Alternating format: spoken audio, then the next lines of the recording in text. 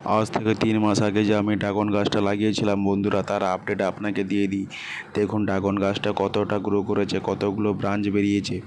যারা যারা বলে যে প্লাস্টিকের ট্রেতে ড্রাগন গাছ হয় না, তাদের মুখে আমি চুনকালি দিতে চাই। এবং এখানে আমি একটা স্পাইডার প্ল্যান্টও লাগিয়েছি। স্পাইডার প্ল্যান্ট শুধু হ্যাঙ্গিংয়ে নয়, ওটা কিন্তু মাটিতেও হয়, তাই আপনারা এটা মাটিতেও লাগাতে পারেন। এবং এখানে কিছুদিন ট্রিটমেন্ট না করার জন্য আমার ট্রের মধ্যে অনেক ঘাস বা আগাছা ফুটে গেছিলো, সেগুলো আমি আস্তে আস্তে করে সরিয়ে দিচ্ছি। এবং আমি আমার ট্রেটাকে রেখেছিলাম আমার এজবেস্টারের উপর, যাতে এটাকে কেয়ার করতে অনেকটা ইজি হয়, একদম সহজ হয়।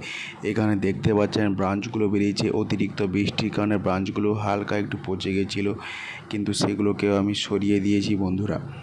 এরপর হচ্ছে এতে একটু সার দেব এবং একটু ট্রিটমেন্ট করব। কিন্তু এখন বর্ষাকাল, তাই বেশি কিছু ট্রিটমেন্ট করা যাবে না। আপনি যতটা সম্ভব এটা থেকে জলকে সরিয়ে রাখতে পারেন, কারণ বেশি জল হওয়া মানে ড্রাগন গাছের ডালপালা কিন্তু পচে যাবে। তাই সেটাকে আপনাকে খুব ভালোভাবেই নজর রাখতে হবে বন্ধুরা। তো আজকের মতো বন্ধুরা এইখানেই ভিডিওটা শেষ করছি এবং দেখা হচ্ছে পরবর্তী একটা আপডেট নিয়ে। ততক্ষণ ভালো থাকুন। Thank you.